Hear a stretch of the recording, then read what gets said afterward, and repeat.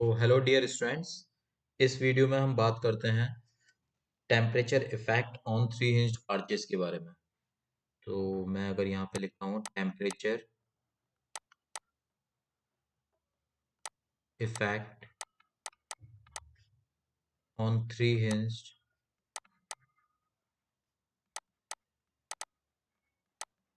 Arch, three hinge arch पे temperature का effect होगा। तो अभी पहले मैं थ्री हिंज आर्च यहाँ पे बनाता हूँ। अगर ये मेरा एक हिंज है, ये मेरा सेकंड हिंज है, और मेरा ये आपका आर्च है, और ये आपका सेंट्रल हिंज है, this is a central hinge. और अगर मैं इसको बोलता हूँ ए है, ये मेरा आपका बी है, ये अगर मेरा सी है। तो अगर मैं बात करता हूँ कि अगर थ्री हिंज आर्च पे टेम्परेचर का क्या इफेक्ट पड़ेगा, तो अगर इसमें हम देखते हैं कि अगर ये आपका टोटल स्पान है एल, ठीक है, और यहाँ से लेके ये आपका क्या है, राइज दिया हुआ है एच, स्मॉल एच, ठीक है। पहले आपको पता है कि थ्री हिंज्ड आर्च जो है वो आपका डिटरमिनेट आर्च है। Three hinged arch is a determinate arch,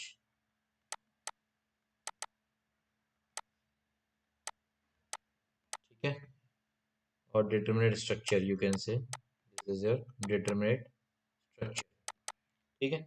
अब अगर आर्च इनिशियली अनलोडेड है, if arch is initially unloaded, अगर आर्च पे कोई लोड नहीं लिया है, कोई लोड नहीं एक्ट हो रहा है, और अगर मैं बोलता हूँ कि सेल्फ वेट भी निग्लेक्ट करके चलता हूँ, neglecting self weight of the arch, अगर इनिशियली कोई आर्च पे लोड नहीं है और सेल्फ वेट भी उसका इग्नोर है, ठीक है, तो अगर टेम्परेचर राइज होगा तो आपका ना ही कोई हॉरिजॉन्टल ना ही कोई वर्टिकल रिएक्शन में चेंजेस देखने को मिलेगा, अगर आपका आर्च इनिशियली अनलोडेड है तो, ठीक है। तो आपका टेम्परेचर इफेक्ट पे ये इंपॉर्टेंट पॉइंट है कि इफ आर्च इनिशियली अनलोडेड, मतलब neglecting self weight, then due to rise of temperature, then due to rise of temperature, there will be no horizontal or vertical reaction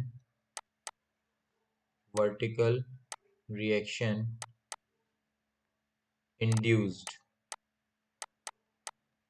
ठीक है। अगर आपका arch initially unloaded है, मतलब आपका सेल्फ वेट निग्लेक्ट करके चल रहे हैं, तो आपका राइज ऑफ टेम्परेचर अगर होगा तो आपका नहीं हॉरिजॉन्टल रिएक्शन नहीं वर्टिकल रिएक्शन में कुछ होगा, ठीक है, अगर आपका आर्च इनिशियली अनलोडेड है तो, ठीक है।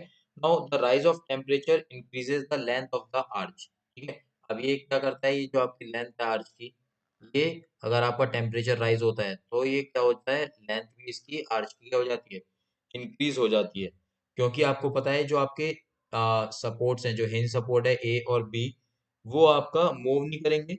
ए और बी जो सपोर्ट है वो कहीं ना कहीं मूव नहीं कर रहे हैं, तो आपका जो क्राउन है, जो कि हिंज है, ये सी पॉइंट पे जो हिंज है वो राइज कर जाएगा सी पॉइंट से, कहीं ना कहीं यहाँ डी पॉइंट पे आ जाएगा, ठीक है ना। और यहाँ से एक सी से लेके डी तक का कोई मुझे एक डिफ्लेक्शन देखने को मिल जाएगा सी डी का।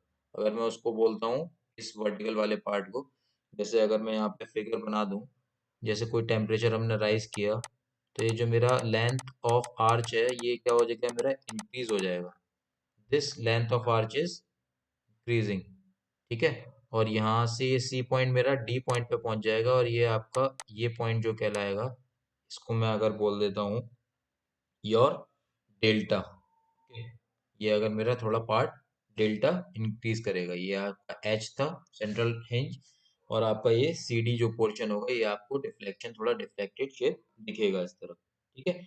और आपका राइज इन टेम्परेचर आप देख सकते हो इसमें, ठीक है। तो आपका टेम्परेचर राइज करेगा तो लेंथ ऑफ केबल इंक्रीज हो जाएगी, सी डी पॉइंट पे पहुंच जाएगा। ठीक है, तो आपको ये वाला इंपॉर्टेंट पॉइंट याद रखना है और आप इसको लिख सकते हो। The rise of temperature increases, the rise of temperature increases the length of the arch, increases the length of the arch। Temperature rise करेंगे तो लेंथ आपकी आर्च की, ये देख रहे हो आपका लेंथ आर्च का इंक्रीज हो गई है, राइज इन टेम्परेचर। क्योंकि आपको पता है ए और जो बी सपोर्ट्स हैं वो कहीं ना कहीं डू नॉट मूव, और जो आपका क्राउन हिंज है वो ये सी पॉइंट डी पॉइंट पे पहुंच जाएगा। फिर यहाँ पर सी डी आपको डेल्ट देखने को मिलेगा, the increase in the rise of the arch. ठीक है, और ये जो आपका इंक्रीज है जो डेल्टा एच, इसको अगर आप इसको डेल बोल रहे हो या फिर डेल एच भी बोल सकते हो, ये भी आपका एल अल्फा टी का जो एक्सप्रेशन होता है। जैसे अगर मैं आपको ये बात करूँ यहाँ से, ये दिस इज योर, ये पॉइंट डी से कनेक्ट किया है यहाँ से, और ये आपका ये पॉइंट ये सी पे कनेक्ट हुआ, और यहाँ से ये एक आपको इस तरह का ये पार्ट यहाँ पे मिल गया। अगर मैं इसको नाम दे देता हूँ, ये सी है, ये डी है, ये नाम है मेरा ई। ठीक है, तो आप देख सकते हो इसमें कि ये जो आपका डेल एच है और जो डेल है वो आपका चेंज राइज ऑफ टेम्परेचर की वजह से जो आपका इंक्रीज हुआ है, जो भी आपका डेल वैल्यू आई है वो आपका एल अल्फा टी से गवर्न होता है। तो आपका एल वैल्यू कितना हो जाएगा, अगर मैं इसकी ज्योमेट्री को सॉल्व करता हूँ यहाँ से, ये इस पूरे पार्ट को अगर मैं सॉल्व करता हूँ तो मुझे मिल जाता है L square plus four H square upon four H, वो आपका एल पार्ट हो जाता है इंटू अल्फा टी। तो rise of temperature increases the length of the arch, और सिंस, क्योंकि आपको पता है since your ends A and B do not move, do not move, hence the crown hinge, hence the crown hinge, crown hinge will rise to D, will rise to D। ये जो आपका C point है वो rise कर गया D point पे। ठीक है, फ्रॉम C पॉइंट से, D फ्रॉम C पॉइंट से। ठीक है, और सी डी पोर्शन को मैंने क्या बोल दिया, डेल्टा बोल दिया, या फिर आप बोल सकते हो व्हाट, डेल एच। ओके, और ये is the increase in the rise of the arch and is given bye, ये आपका क्या है, इंक्रीज है in the, this is your what, increase in the rise of the arch, rise of the arch. देख सकते हो figure में, ये आपका सी पॉइंट से डी पॉइंट पे पहुंचा, और ये जो आपका सी डी पॉइंट है ये आपका एच जो आपका सेंट्रल हिंज है, राइज जिसको राइज भी बोलते हो, इसमें इंक्रीज है तो डेल एच हो गया आपका। ठीक है, तो इस ये डेल एच की जो वैल्यू होगी, डेल एच मतलब जो डेल की वैल्यू होगी, मैंने आपको बताया ये हो जाएगा आपका L square plus four H square upon four H, this is your L, और इंटू अल्फा टी। तो यहाँ से आपका डेल एच मिल जाता है। अगर मैं बात करता हूँ टेम्परेचर चेंज अप्लाई हो रहा है लोडेड आर्च पे, ठीक है, तो अगर ये कोई आर्च आपका लोडेड है, अगर तो टेम्परेचर चेंज लोडेड आर्च पे अप्लाई हो रहा है, तो जो आपका हॉरिजॉन्टल थ्रस्ट होगा ना, हॉरिजॉन्टल थ्रस्ट जो डेवलप होगा वो आपका चेंज होगा। ठीक है ना, तो मैं अगर बात करता हूँ, if temperature change, if temperature change is applied on loaded arch, is applied on loaded arch, then horizontal thrust, then horizontal thrust will change। तो आपका हॉरिजॉन्टल थ्रस्ट होगा वो क्या हो जाएगा, चेंज होगा। और ये जो चेंज इन हॉरिजॉन्टल थ्रस्ट होगा due to change in the rise of the arch is given by del H upon H, which is equal to minus of D H upon H. ये आपका relationship hold होगा। Okay, तो इसका मतलब क्या है, ये जो rise, there is a decrease in the horizontal thrust, तो मतलब आपका जो हॉरिजॉन्टल थ्रस्ट में क्या होगा, डिक्रीज होगा जब आपका टेम्परेचर राइज होगा तो। ठीक है, तो यहाँ से आप लिख सकते हो इसको, द चेंज इन द, ये आपका क्या लिख सकते हो, दिस इज योर, नोट करके लिख सकते हैं आप यहाँ पे, this is what, this is your change in the horizontal thrust, change in the horizontal thrust, change in the horizontal thrust due to change in the rise of, due to change in the rise of the arch, change in the rise of the arch। ठीक है, अगर आपका arch loaded है और आपका अगर horizontal thrust change होगा जब आपका राइज, आपका जो राइजर पोर्शन है ये अगर आपका बढ़ेगा तो, इंक्रीज होगा तो आपका हॉरिजॉन्टल थ्रस्ट भी क्या हो जाएगा, बढ़ेगा। ठीक है, तो आपका हॉरिजॉन्टल थ्रस्ट भी सॉरी चेंज होगा। ठीक है, अभी आपका हॉरिजॉन्टल थ्रस्ट जो चेंज हो रहा है, तो ये आपका हॉरिजॉन्टल थ्रस्ट डिक्रीज होगा देन आपका योर राइज इन टेम्परेचर होगा। ठीक है ना, अगर टेम्परेचर बढ़ाओगे तो आपका जो हॉरिजॉन्टल थ्रस्ट है वो क्या होगा, डिक्रीज होगा। ठीक है, तो मैं अगर कह सकता हूँ कि भाई del H upon H is equal to minus D H upon H, तो माइनस साइन इंडिकेट कर रहा है आपका डिक्रीज होगा, तो दस there is a decrease, there is a decrease in horizontal thrust, decrease in horizontal thrust due to, due to rise in temperature। अगर आपका टेम्परेचर राइज करोगे तो हॉरिजॉन्टल थ्रस्ट आपका क्या हो जाएगा, डिक्रीज होगा। और on the other hand temperature आप बढ़ाओगे तो आपकी length of the arch increase होगी। ये आपने केबल्स में भी पढ़ा था इस तरह का कुछ। ठीक है, तो यहाँ से आपको लिख सकते हो therefore decrease in horizontal thrust को मैं किस तरह दे देता हूँ, decrease in horizontal thrust, decrease in horizontal thrust will be given as, यहाँ से आप डेल एच अपॉन एच में equal to minus D H upon H से अगर आप डी एच को डेल लिख सकते हैं, अगर आप, अगर ये मैं लिखता हूँ डी एच मतलब आपका क्या है, डेल है। ठीक है, तो आपका जो डिक्रीज इन हॉरिजॉन्टल थ्रस्ट हो जाएगा वो कितना हो जाएगा, ये आपका हो जाएगा del upon H into capital H, ये आज आपका हो जाएगा decrease in horizontal thrust, del upon H, del मतलब डी एच मतलब डेल अपॉन स्मॉल एच, तो इस स्मॉल एच, कैपिटल एच कहाँ गया, यहाँ गया, और this is your change, decrease in horizontal thrust, तो del H minus sign indicate कर रहा है डिक्रीज इन हॉरिजॉन्टल थ्रस्ट। तो आपको ये पॉइंट्स टेम्परेचर चेंज और टेम्परेचर इफेक्ट ऑन 3 इंच पे पता होनी चाहिए कि भाई आपका राइज इन टेम्परेचर हो रहा है तो आपका लेंथ इंक्रीज कर रही है, क्योंकि आपकी जो सपोर्ट्स हैं ए और बी वो आपका डू नॉट मूव, मूव नहीं कर रहे हैं, तो जो आपका सेंट्रल हिंज है, क्राउन वाला जो पोर्शन है वो आपका राइज कर जाएगा। और जो आपका increase in rise of the arch आपको पता है किस तरह दिया जाएगा, L square plus four H square upon four H into alpha T, this is L alpha T. Okay, यहाँ से आप देख सकते हो अगर आपका आर्च इनिशियली अनलोडेड है, सेल्फ वेट अगर निगलेक्ट करके चल रहा हूँ, तो आपका rise in temperature will be no horizontal और vertical reaction will be induce, तो आपको कोई भी वर्टिकल और हॉरिजॉन्टल रिएक्शन इंक्लूज नहीं होगा और इंड्यूस नहीं होगा। तो ये आपका था टेम्परेचर इफेक्ट ऑन 3 इंच पे। अब मैं एक न्यूमेरिकल लेता हूँ जो कि आपके एग्जाम में बहुत इंपॉर्टेंट है, पूछते हैं हर बार। ये आप न्यूमेरिकल्स को करिए, अगर ये आपने क्वेश्चन करा, ये दो क्वेश्चंस मैंने पिछले कल करवाए थे, अब ये आपके थर्ड क्वेश्चन है, if this is a third question. और क्वेश्चन में आपको बोल रहा है a parabolic arch hinged at the springings, a parabolic arch hinged at the springings and crown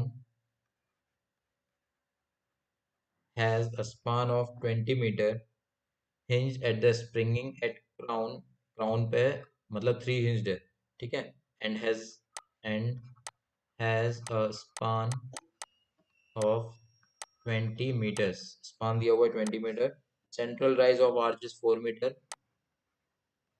central rise of arch is 4 meter, it is loaded with uniformly distributed load. It is loaded with uniformly distributed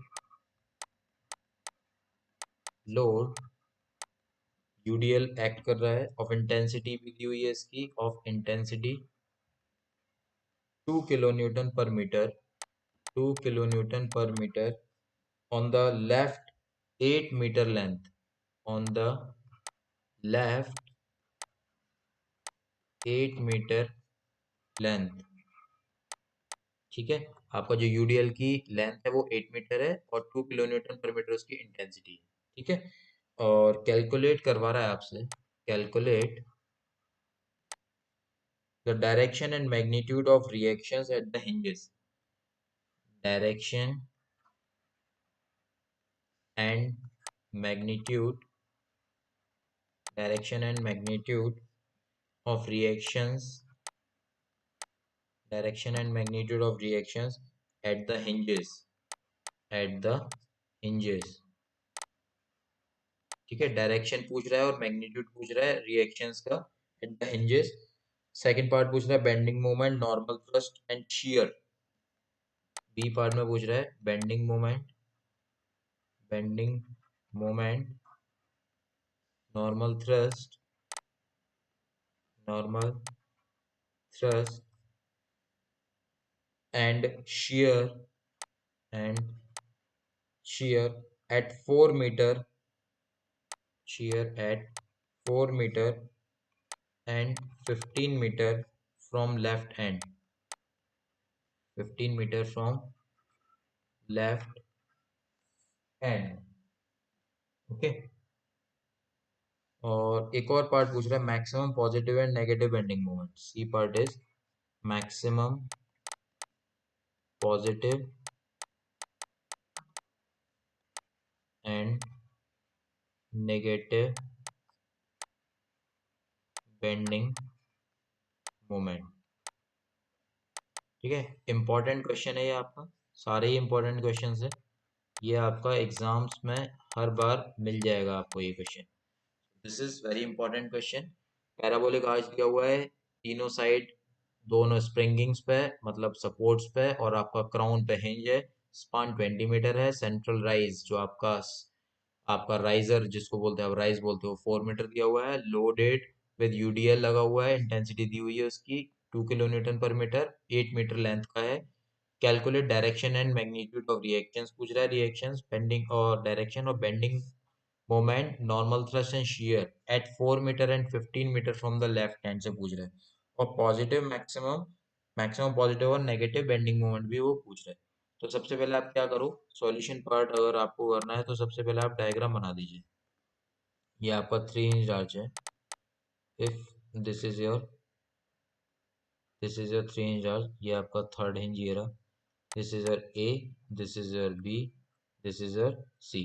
ठीक है, अब आपका कह रहा है वो total span है आपका, ये आपका है सेम लेवल पे, ये टोटल स्पान है आपका व्हाट 20 मीटर। ठीक है, तो ये आपका हो गया 10 मीटर, यहाँ तक ये सेंटर है, और वो बोल रहे हैं यूडीएल का जो इंटेंसिटी है वो आपका कितना है 8 मीटर है, तो यहाँ से यूडीएल लेफ्ट पे एक्ट कर रहा है 8 मीटर का, this is a uniformly distributed load of 8 metre in length, तो यहाँ से ये 2 मीटर बचता है यहाँ से, है ना। तो ये आपका यूडीएल की जो इंटेंसिटी है वो है 2 किलो न्यूटन पर मीटर। ठीक है, और ये आपका सेंट्रल राइज दिया हुआ है कितना 4 मीटर। ठीक है, 20 मीटर दिया हुआ 4 मीटर, ये आपका डायग्राम बन गया। आपको रिएक्शंस निकालने हैं, ठीक है, magnitude of the reactions at the hinges. ठीक है, आपको रिएक्शंस निकालने के लिए आपको करना क्या है, सिंपल आपको और डायरेक्शन भी निकालनी है, मतलब आपको एंगल निकालना पड़ेगा, थीटा वैल्यू निकालनी पड़ेगी। ठीक है ना, थीटा वैल्यू को निकालना पड़ेगा और वहां से आपको डायरेक्शन भी मिल जाएगी। तो आपको सिंपल रिएक्शंस निकालनी है पहले। ये पार्ट अगर मैं सॉल्व करता हूँ, reactions at the hinges, reactions eight the hinges।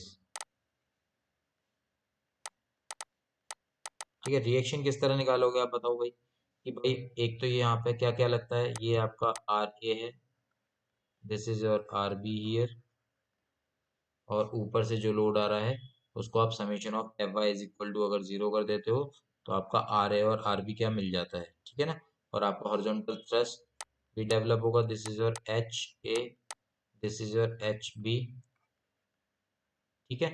तो यहाँ से आपको अगर summation of F X is equal to 0 लगाता हूँ मैं, तो एक्स डायरेक्शन में फोर्सेस हैं, एच ए ये है right to left to right, H B है राइट टू लेफ्ट, तो H A minus H B is equal to 0।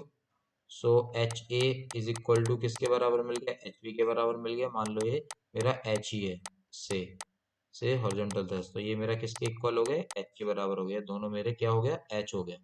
F x 0 कर दिया आपने, summation of F Y is equal to आप 0 कर सकते हैं, summation of vertical forces R A plus R B is equal to या फिर माइनस 2 इंटू वॉट 8, ये आपका हो गया R A plus R B minus 2 into 8 is equal to what 0। तो यहाँ से आपका क्या मिल गया, R A plus R B is equal to 16, ठीक है, किलो न्यूटन। ये आपका हो गया इक्वेशन नंबर 1। अब आप बी पॉइंट के बाद मोमेंट 0 कर दो या फिर ए पॉइंट के बाद मोमेंट 0 कर दो, ठीक है, किसी के भी अबाउट मोमेंट 0 कर दो। आपको आर ए और आर बी के अगर बी के अबाउट करोगे तो आर ए की वैल्यू मिलेगी, अब इस इक्वेशन 1 में पुट कर दोगे तो आपको यहाँ से सॉल्व हो जाएगा, ठीक है। तो अगर मैं बात करता हूँ कि भाई मोमेंट अगर बी के अबाउट 0 कर दो, तो बी के अबाउट मोमेंट 0 करने में क्या आएगा, एक तो आर ए इंटू 20 फोर्स आएगा, ठीक है, माइनस 2 इंटू 8, तो ये आपका कॉन्सेंट्रेटेड लोड हो गया, 8 टू 16 इंटू एक्ट करेगा 8 के आधे पे, ये हो गया 4, और ये हो गया आपका टोटल कितना है, ये आपका है 10, ये आपका कितना है 2, तो ये 2 बच गया ना, तो ये 4 और 2 6, 6 और 10 16, तो ये आपका 16 पे एक्ट करेगा इस बी पॉइंट के वो। अगर मैं आपको यहाँ पे लिख के बताऊं, summation of moment at B is equal to 0, तो आपका ये जो होगा आर ए इंटू कितना हो गया, distance is perpendicular distance is 20, R A into 20 minus UDL लग रहा है, इसके अबाउट बी के अबाउट जाएगा, तो ये तो आपका 10 मीटर है, दिस इज योर 10 मीटर, और ये आपका 2 मीटर है। यूडीएल एक्ट करता है आधे पे, हाफ पे, तो 4 मीटर पे, तो 4 और 2 6, 6 और 10 16, तो और टोटल लोड क्या हो जाएगा concentrated, 2 into 8, 8 to just 16, 16 concentrated load multiplied by distance is your what, 10 or 2 or 4, it's 16, so RA into 20 minus 2 into 8 into act करेगा आपका 10 plus 2 plus 8 by 2, 8 by 2 मतलब 4 पे, ओके। सो ये आपका moment at B is equal to 0 हो जाएगा यहाँ से आपका, ठीक है, विच इज इक्वल टू 0। तो यहाँ से अगर आप सॉल्व कर लेंगे इसको, तो आपकी जो आर ए की वैल्यू मिलेगी वो आपकी वैल्यू मिल जाएगी 12.8 kilo Newton,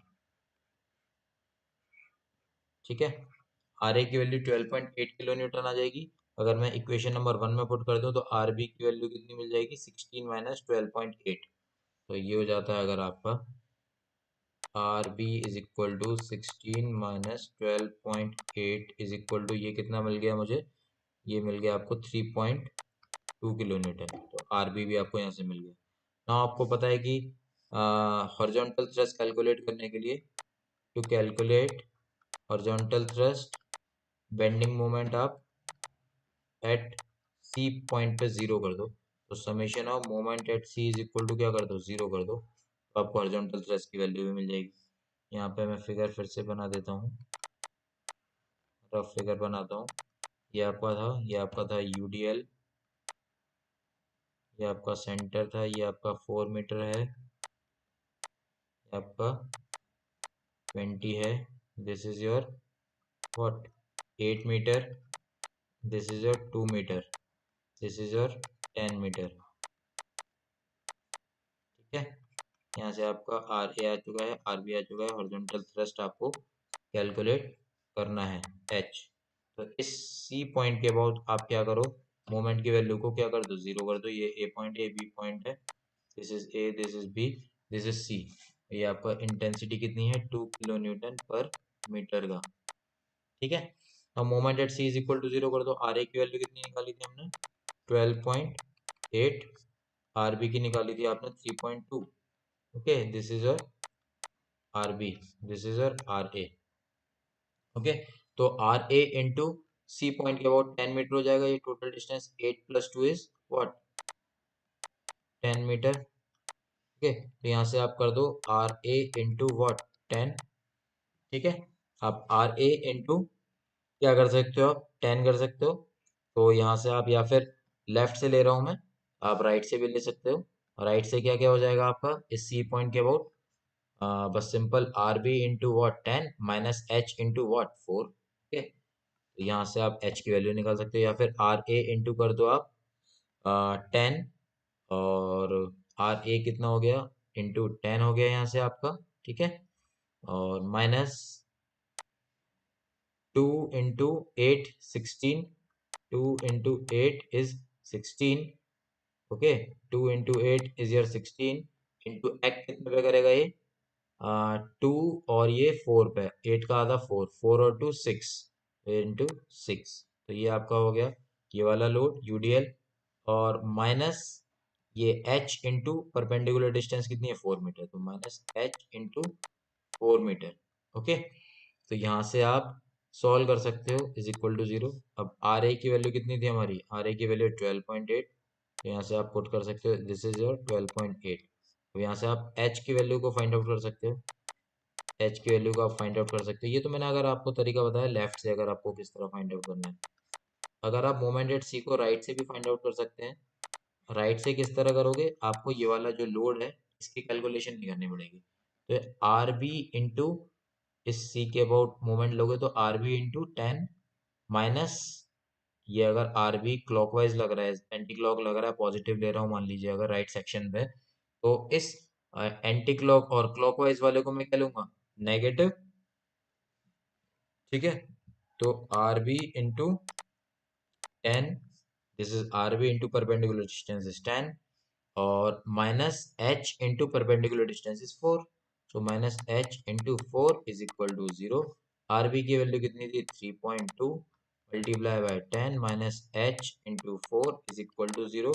this implies that H की वैल्यू आप यहाँ से कैलकुलेट कर सकते हो। तो अगर मैं एच की वैल्यू को कैलकुलेट करता हूँ यहाँ से, तो मुझे मिल जाती है कितना, ये 4 यहाँ से ये आ जाएगा आपका 38 ए, ये आपका 8 kilometre. horizontal thrust value is 8 kilometre. now reaction at A, आपको आर ए क्या हो सकता है, आपका रिएक्शन एट ए निकालना है आपको अगर, तो reaction at A, therefore your reaction at A is equal to what, under root R A, जो आपका आर ए होता है वो क्या होता है under root V A square plus H square. Horizontal thrust ये आपका रिएक्शन निकल जाएगा, तो आपका वी ए स्क्वायर मतलब ये आपका आर ए।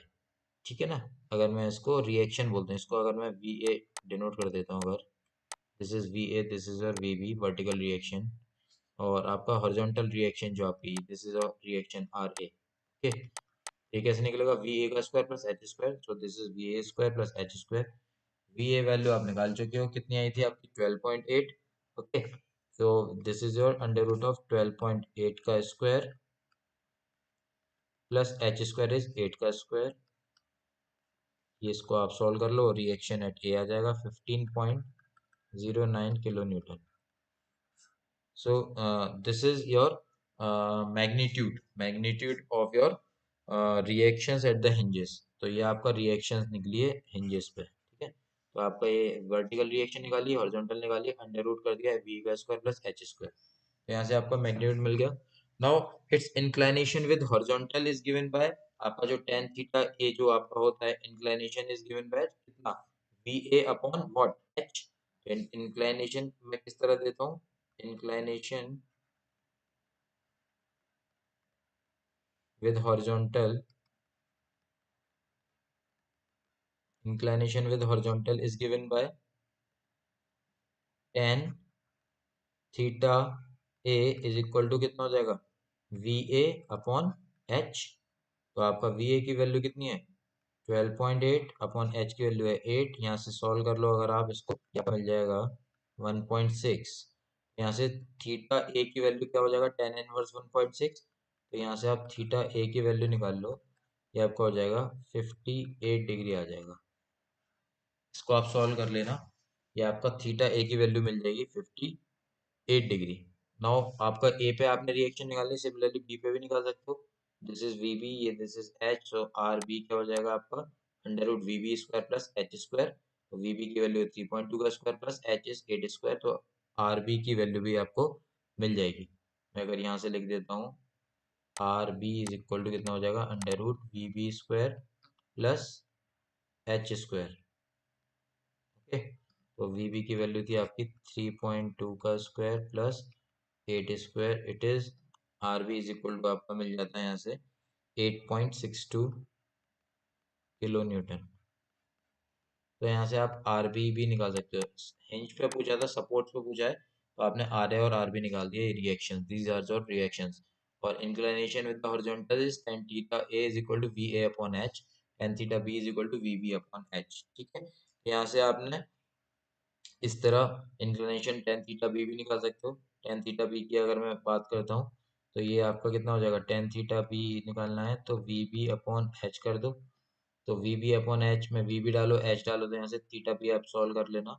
ये आपका आ जाएगा 21 degree 48 minute, 21 degree 48 minute. Same इसी तरह करना है जैसे आपने थीटा ए निकाला था 58 डिग्री।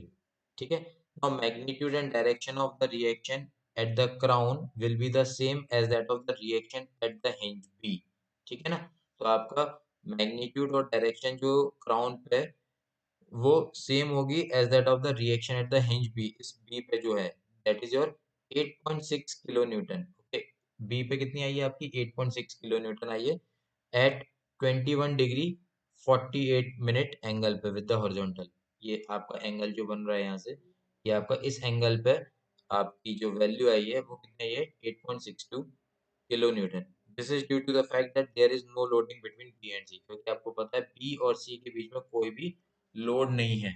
बी और सी के बीच में पता है हमारे को कोई लोड नहीं है, तो आपकी जो वैल्यू है हिंज पे हिंज पे वैल्यू आएगी वो आपकी सेम आएगी जो आपकी आपकी आई है आपका आर बी की। ठीक है ना, 8.62 किलो न्यूटन ही आपकी वैल्यू किस पे हो जाएगी, सी पॉइंट पे, अगर आप सेंट्रल हिंज की बात करते हो, क्योंकि आपका बी और सी के बीच में कोई लोड नहीं है। तो the reaction at B passes through C since moment at C is equal to 0। ठीक है, तो यहाँ से आपका ए पार्ट सॉल्व हो जाता है। This is your A part, important है। ठीक है, और bending moment, normal thrust and shear at 4 metre and 15 metre from left hand निकालना है आपको। ठीक है, तो अब आप निकाल लीजिए इसको। ठीक है, बी पार्ट सॉल्व कर लेते हैं। बी पार्ट में क्या कह रहा है वो, बेंडिंग मोमेंट निकालना है और हॉरिजॉन्टल थ्रस्ट निकालना है और शियर निकालना है। ठीक है, हम देख चुके हैं इनका पूरा एनालिसिस पहले से ही। ठीक है, बेंडिंग मोमेंट आपको डायग्राम पता ही हुआ है, इक्वेशन ऑफ पैराबोला का यूज करना है। इक्वेशन ऑफ पैराबोला क्या होता है, equation of parabola y is equal to what, 4hx upon L square L minus X. यहाँ से आपको h और ये आपको राइज जो था, राइज दिया हुआ था 4 मीटर था rise, central central rise, this is your rise h। What is this, this is your 4h में h वैल्यू है 4 मीटर। ठीक है, तो this is your 4 into h value is 4 और into upon L square, L की value कितनी 20 है आपका, शायद 20 है, तो 20 का स्क्वायर मतलब कितना हो गया 400 हो जाएगा, 20 का square upon into x, 4 into L is 20 minus what X. तो एक्स के टर्म में आप एक इक्वेशन बना दो वाई की, ये आपका सॉल्व कर लो, 4 4 जा 16, this is your x upon what 25, और आपको यहाँ से 20 माइनस एक्स मिल जाएगा। तो यहाँ से अगर मैं इसको y की इक्वेशन को डिफरेंशिएट करता हूँ x के रेस्पेक्ट में, this is a y equation, तो डिफरेंशिएट कर दूँ dy अपॉन dx, तो ये मुझे क्या मिल जाएगा, tan थीटा मिल जाएगा dy अपॉन dx। तो आप डिफरेंशिएट कर दो इसको and your dy upon what dx is equal to कितना हो जाएगा, 20 इंटू एक्स का डिफरेंशिएशन 20 हो गया, माइनस एक्स स्क्वायर का डिफरेंशिएशन 2x हो गया upon what 25, this is your dy upon dx। Now मुझे x की वैल्यू 4 मीटर पे निकालना है ना, जो आपका क्वेश्चन में पूछा हुआ है। Bending moment normal thrust and shear at 4 metre and 15 metre from, तो 4 मीटर पे निकालना है, तो आप x की वैल्यू को क्या पुट कर दीजिए, 4 पुट कर दीजिए यहाँ से। तो at x is equal to 4 metre पे अगर मैं पुट करता हूँ, तो जो मेरी y की वैल्यू, ये इसमें y की वैल्यू 4 पुट कर दीजिए, 4/25 इंटू 20 माइनस 4, y की वैल्यू कितनी मिल जाएगी, y की वैल्यू आपको मिल जाएगी 4/25 20 minus 4 which is equal to 2.56 metre, 2.56 metre. ठीक है। Now tan theta is equal to क्या होता है आपका, dy अपॉन dx। ठीक है, यहाँ से आपने देखा है dy अपॉन dx निकाल चुके हो, तो ये मेरा क्या होता है, tan थीटा ही होता है, which is equal to dy upon dx। ठीक है, तो यहाँ से आप पुट कर दो 20 - 2 इंटू एक्स की वैल्यू 4 अपॉन व्हाट 25, तो सॉल्व कर लोगे आप, tan थीटा की जो वैल्यू आ जाती है 0.48 आती है, तो यहाँ से ये आपका आया था tan थीटा, और थीटा की वैल्यू निकाल सकते हो tan इनवर्स ऑफ 0.48, इसको आप सॉल्व कर लेना, तो ये आपका आ जाएगा theta is equal to what 25 degree 38 minute. यहाँ से आपने एंगल निकाल लिया। ठीक है, तो एंगल निकाल लिया। अब आपको पता है नॉर्मल थ्रस्ट और रेडियल शियर के लिए साइन थीटा और कॉस थीटा कंपोनेंट रिजॉल्व होते हैं, तो साइन थीटा की वैल्यू भी आप यहाँ से निकाल सकते हो, साइन 25 डिग्री 38 मिनट की वैल्यू निकाल दो, और कॉस 25 डिग्री 38 मिनट की वैल्यू निकाल दो, और वो वैल्यूज को पुट कर दो, या फिर डायरेक्टली आप वहाँ पे आप थीटा की वैल्यू को पुट कर सकते हो। ठीक है, अलग से भी निकाल सकते हो, और आप कहीं पे भी पुट कर सकते हो। ठीक है, तो आप साइन थीटा यूज आना ही है, तो साइन थीटा आपका क्या होता है, साइन ऑफ 25 डिग्री 38 मिनट, इसको आप सॉल्व कर लेना, डायरेक्टली आप वैल्यू लिख दो ना 0.433। सिमिलरली कॉस थीटा की वैल्यू आपको यूज आएगी, तो कॉस 25 डिग्री 38 मिनट क्या होता है, ये वैल्यू आ गई आपकी व्हाट 0.901, इन दोनों वैल्यू को पुट कर देना वहाँ पे। अब बेंडिंग मोमेंट निकालना है आपको, बेंडिंग मोमेंट एट 4 मीटर निकालना है फ्रॉम लेफ्ट हैंड, तो आपको bending moment at 4 metre from left hand निकालना है, तो बस आपको बेंडिंग मोमेंट की लिख दो यहाँ 4 मीटर पे, दिस इज योर 4 मीटर, यहाँ पे कहीं ना कहीं निकालना है इस पोजीशन पे। ठीक है, ये 4 मीटर है, if this is your 4 metre. ठीक है, तो यहाँ से अगर आपको निकालना है 4 मीटर पे, तो आप क्या करोगे, सिंपल, यहाँ अगर मैं डायग्राम बना देता हूँ,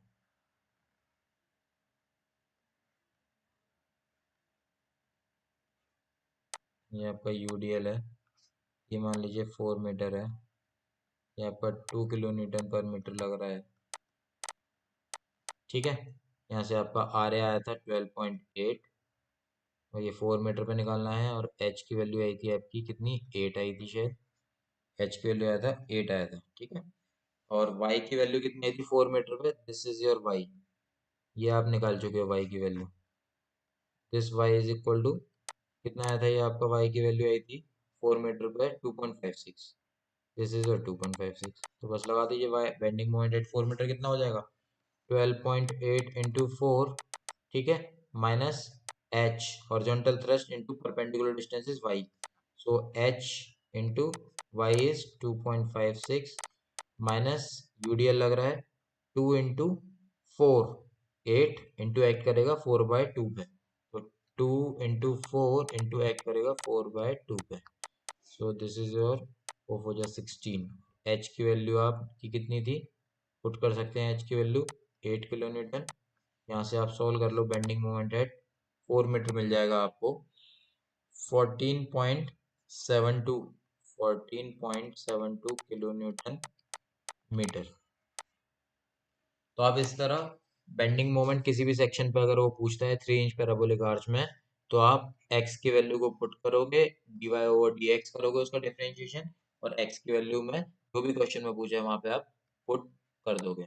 ओके, तो ये आपका हो जाता है एक बेंडिंग मोमेंट एट 4 मीटर पे। अगर आपको एक और पूछा है शायद इसमें बेंडिंग मोमेंट पूछा है उसने vertical shear at the section निकालना है अगर आपको, क्योंकि आपको पता है नॉर्मल थ्रस्ट और रेडियल शियर में आपको वर्टिकल शियर निकालना पड़ेगा सेक्शन पे, तो आप क्या करो वर्टिकल शियर निकाल दो। ठीक है, vertical shear at the section, section आपका कितना है 4 मीटर पे है सेक्शन, है ना, तो वर्टिकल शीयर की वैल्यू आप निकाल दो, कैपिटल वी अगर मैं डिनोट करता हूँ वर्टिकल शीयर को 4 मीटर पे, तो नीचे से एक तो रिएक्शन लग रही है, यहाँ से आप देख सकते हो, दिस इज योर 12.8, ठीक है। ये आपका यूडीएल लग रहा है 2 किलो न्यूटन पर मीटर का, ठीक है। यहाँ पे आपको लोड पूछ रहा है वो की, ठीक है। और ये आपका 4 मीटर पे है, 4 मीटर पे 2 किलो न्यूटन पर मीटर का वो लग रहा है। तो आपका वर्टिकल शेयर, जो आपका वर्टिकल शेयर वी की वैल्यू कितनी हो जाएगी 12.8, तो ये हो गया अपवर्ड डायरेक्शन में, ठीक है। माइनस 2 इंटू 4, 2 इंटू 4 नीचे डाउनवर्ड डायरेक्शन में लगेगा, मतलब 8, तो 2 इंटू 4, तो ये आपका वर्टिकल शेयर कितना हो जाएगा, कितना 4.8 किलो न्यूटन, ठीक है। और आपका हॉरिजॉन्टल शेयर, तो ये आपका हॉरिजॉन्टल थ्रस्ट तो 8 किलो न्यूटन ही होगा, ठीक है। नाउ आपको पता है कि भाई जो V cos theta minus H sine theta से आपको क्या मिल जाता है, रेडियल शेयर, तो शेयर मिल जाता है। तो आपको शेयर निकालना है अगर आपको, तो रेडियल शेयर अगर आपको निकालना है, वो क्या होता है, V cos theta minus H sine theta. तो ये आपने v की वैल्यू, जो वर्टिकल शेयर आपने निकाल लिया यहाँ से, वर्टिकल शेयर जिस भी सेक्शन में पूछेगा 4 मीटर पे पूछा है, तो एक नीचे से रिएक्शन जो भी जा रही है, ऊपर से जो भी अपवर्ड डाउनवर्ड फोर्सेस का जो भी शेयर फोर्स ऐसे लेते हो आप, कि जो भी डाउनवर्ड फोर्स है, जो भी अपवर्ड फोर्स है, जो भी नेट होगा वैल्यू, उसको आपको लिखना है। तो 12.8 ऊपर जा रहा था, ऊपर से नीचे कितना आ रहा है 2 into 4, so it is your 4.8 हो जाएगा, ठीक है। तो एच की वैल्यू आपका 8 किलो न्यूटन ही है। तो आपका वी और एच पता पड़ गया, कॉस थीटा और साइन थीटा आप निकाल चुके हैं पिछले केस में। तो आपका रेडियल शेयर मिल जाएगा, वॉट, वी की वैल्यू आपकी 4.8 इंटू कॉस थीटा की वैल्यू आप निकाल चुके थे, कितनी आई थी 0.901, माइनस एच की वैल्यू है आपका 8 इंटू साइन थीटा की वैल्यू आपने निकाल दी थी, कितना आया था, sine theta is 0.433, it is 0.433, ठीक है। तो इसको अगर आप सॉल्व करते हो 0.8061 आ जाता है, 0.861 किलो न्यूटन। यहाँ से आपका रेडियल शेयर निकल गया, ठीक है। ये आपका 0.861 किलो न्यूटन मिल गया आपको। और नॉर्मल थ्रस्ट निकालना है आपको, वर्टिकल रेडियल शेयर और नॉर्मल थ्रस्ट, नॉर्मल थ्रस्ट निकालना है। ये क्या होता है आपका नॉर्मल थ्रस्ट, तो v sine theta plus H cos theta, ठीक है ना। v sine theta plus H cos theta put कर दो, v की वैल्यू आपको पता है 4.8, साइन थीटा आपको पता है, एच की वैल्यू पता है, कॉस थीटा की वैल्यू पता है। यहाँ से आप पूरा पुट कर लेना, साइन थीटा और कॉस थीटा, जैसे ये वैल्यू आपकी निकली थी 0.901 और 0.433, तो आपका ये आ जाता है normal thrust is 9.286, 9.286 kilo Newton. So this is a normal thrust, ठीक है। नाउ आपको एक और पार्ट पूछ रहा है, सिमिलरली अभी आपने ये x की वैल्यू 4 मीटर पे निकाला, बेंडिंग मोमेंट 4 मीटर पे निकाल दिया, रेडियल शियर निकाल दिया 4 मीटर पे, आपने ये 4 मीटर पे निकाला है सब कुछ, ठीक है। नॉर्मल थ्रस्ट भी आपने 4 मीटर पे निकाला है। सेम क्वेश्चन में बोल रहा है 15 मीटर पे भी सेम चीज निकालो, ठीक है। तो 15 मीटर पे भी सेम आप पूरा निकाल सकते हो, बेंडिंग मोमेंट एट 15 मीटर पे निकाल सकते हैं, सेम जैसे अभी किया था। 15 मीटर पे आपका बेंडिंग मोमेंट की वैल्यू को आप लिख देना। सिमिलरली आप नॉर्मल थ्रस्ट लिख सकते हैं, सिमिलरली आप रेडियल शियर लिख सकते हैं, ठीक है। रेडियल शियर भी आप लिख सकते हैं, ठीक है ना। तो मैं आपको यहाँ पे, आप अपने आप से करके देखिए, नॉर्मल थ्रस्ट की वैल्यू आ रही है 15 मीटर पे, बेंडिंग मोमेंट एट 15 मीटर पे आया है 8.616 किलो न्यूटन, बेंडिंग मोमेंट आया है 15 मीटर पे आपका -8 किलो न्यूटन मीटर, और आपका नॉर्मल थ्रस्ट और रेडियल शियर आया आपका 0, ठीक है। तो ये आपका 15 मीटर का आंसर है। नाउ आपको सी पार्ट में बोल रहा है क्वेश्चन में, सी पार्ट में वो बोल रहा है maximum positive and negative bending moment निकालना है, लास्ट पार्ट, ओके। तो ये इंपॉर्टेंट अच्छा क्वेश्चन है ये अगर आपका क्वेश्चन इस तरह का ही एग्जाम में आएगा, ठीक है। Maximum positive and negative bending moment.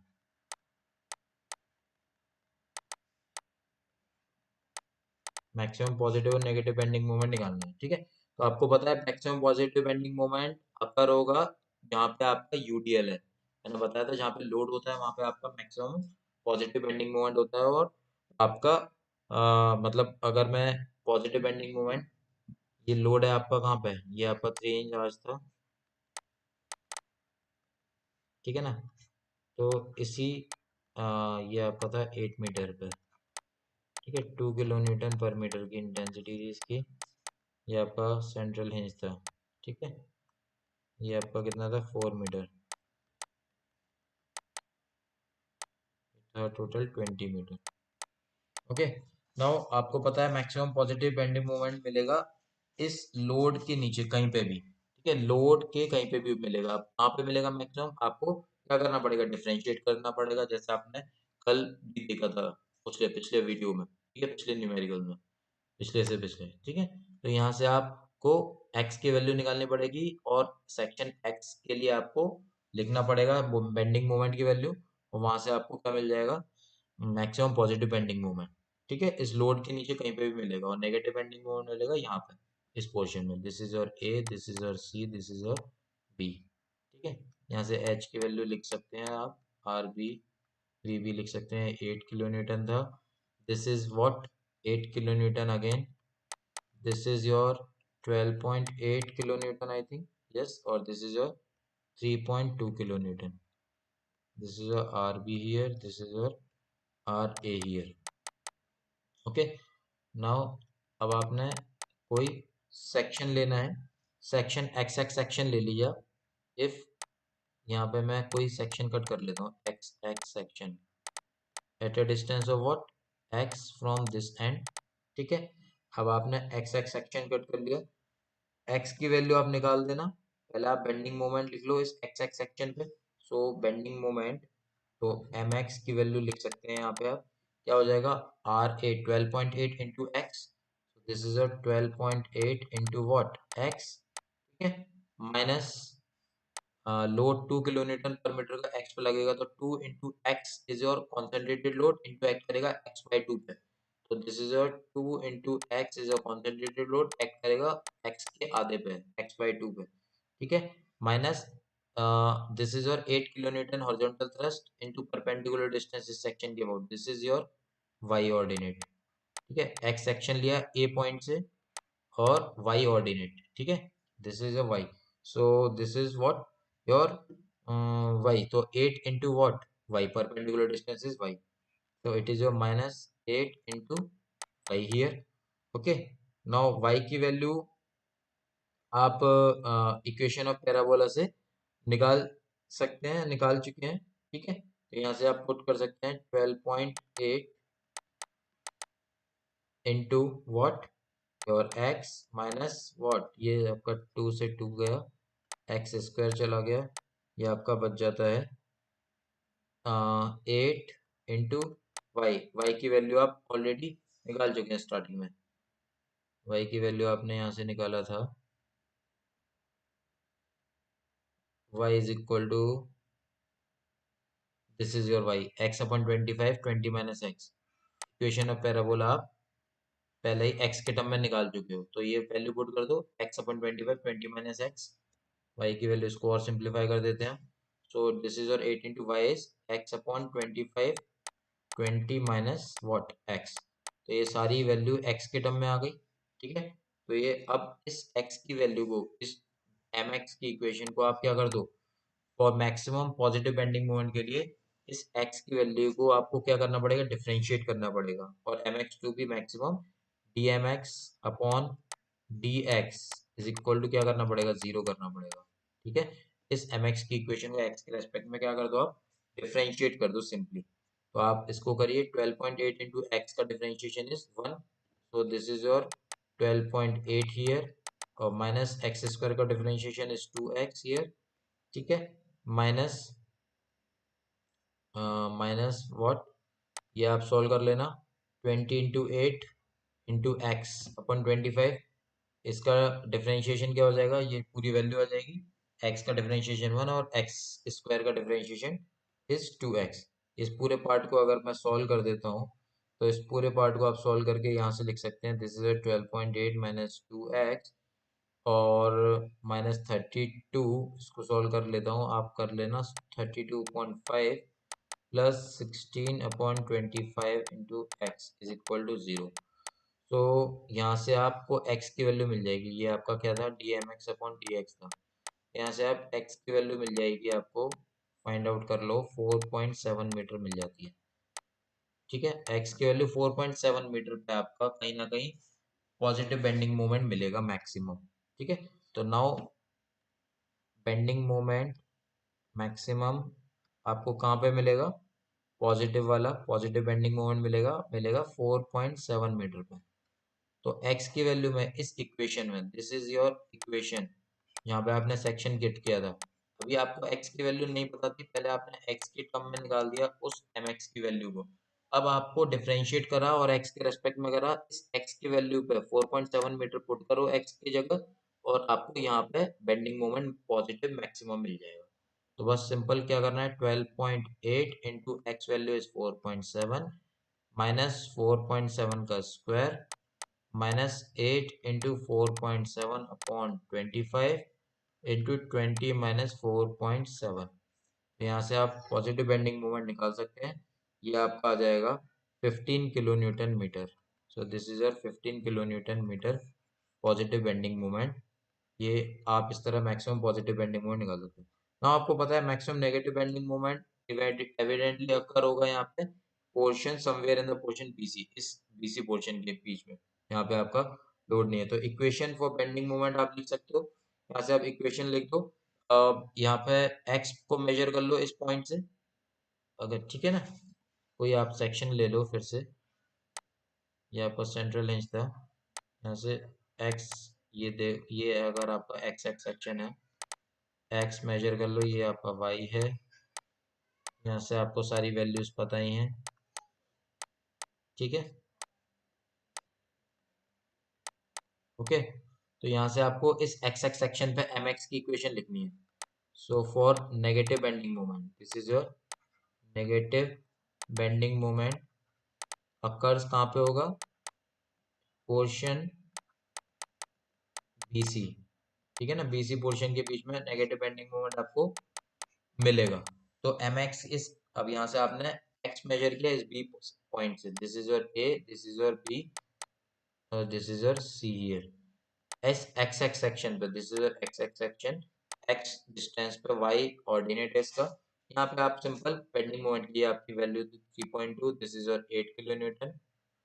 ठीक है ना, ये आपका एक्स है, तो इस एक्स एक्स सेक्शन के अबाउट बेंडिंग मोमेंट की वैल्यू बताइए कितनी हो जाएगी, 3.2 into what, X, so it is 3.2 into X और minus 8 into Y, perpendicular distance is Y, और तो कोई लोड नहीं है यहाँ पे हमारा, तो आपने 3.2 इंटू वॉट, एक्स और माइनस 8, वाई की वैल्यू आपने जो निकाली थी एक्स अपॉन कितनी 25, 20 माइनस एक्स पुट कर दो यहाँ से। तो एक्स आपने इस बार जो मेजर किया है वो कहाँ से किया है, X is measured from B, इस वाले केस के लिए आपने x को मेजर किया है बी पॉइंट से, यहाँ से। पिछले केस में आपने पॉजिटिव बेंडिंग मोमेंट के लिए x को मेजर किया था यहाँ से, सेक्शन आपने यहाँ पे काटा था, अभी हमने सेक्शन यहाँ काटा है राइट साइड से और b से मेजर किया। ठीक है, तो अब आपको x की वैल्यू यहाँ से लिखनी होगी। ठीक है ना, तो यहाँ से आप देखोगे मैक्सिमम बेंडिंग मोमेंट करना है आपको, तो आपको वही same, therefore D M X upon D X is equal to आप कर दो 0। तो यहाँ से क्या मिल जाएगा, this is equal to 3.2, X का डिफरेंशिएशन 1 माइनस ये आपका बचेगा, इस इक्वेशन को आप सॉल्व कर लोगे, अगर ब्रैकेट को सिंप्लीफाई कर दोगे, मल्टीप्लाई कर दोगे दोनों से, ये आपका मिल जाएगा 32/5 प्लस 16x/25। ठीक है, तो ये आपका D M X upon D X की वैल्यू आ जाएगी। अब यहाँ से आप x की वैल्यू को क्या कर दो, ये आपका 0 था, this is equal to what, 0। यहाँ से x की वैल्यू मिल जाएगी 5 मीटर। ठीक है। नाउ इस 5 मीटर यहाँ से 5 मीटर पे नेगेटिव बेंडिंग मोमेंट मिल रहा है आपको। तो M maximum negative bending moment कहाँ पे मिल रहा है? एट 5 मीटर पे। तो यहाँ पे आप इस x की वैल्यू में कितना पुट करोगे? 5 पुट कर देना। तो यहाँ से आपको नेगेटिव बेंडिंग मोमेंट मिल जाएगा कितना? 3.2 into 5 minus 8 into 5 upon 25 into 20 - 5। यहाँ से आप सॉल्व कर लेना, मैक्सिमम नेगेटिव बेंडिंग मोमेंट मिल जाएगा -8 kN/मीटर। So this is your answer. Okay. So ये आपका क्वेश्चन इंपॉर्टेंट है। जो भी अभी तक मैंने क्वेश्चन कराए हैं पिछले वीडियो में भी और इस वीडियो में भी, इंपॉर्टेंट क्वेश्चन है। Maximum positive negative bending moment पूछता है हमेशा, रेडियल शियर पूछता है, नॉर्मल थ्रस्ट पूछता है, टेम्परेचर इफेक्ट पूछेगा 3 इंच आर्च में, और सर्कुलर आर्च का भी क्वेश्चन कराया था। ठीक है। तो ये सब इंपॉर्टेंट है आपके लिए, इतना आपको पता होना चाहिए एग्जाम में बैठने से पहले। ठीक है। तो ये सारे आपके क्वेश्चन यहाँ से और सारे क्वेश्चन सॉल्व हो जाएंगे। ठीक है। तो thank you so much. Okay, good luck.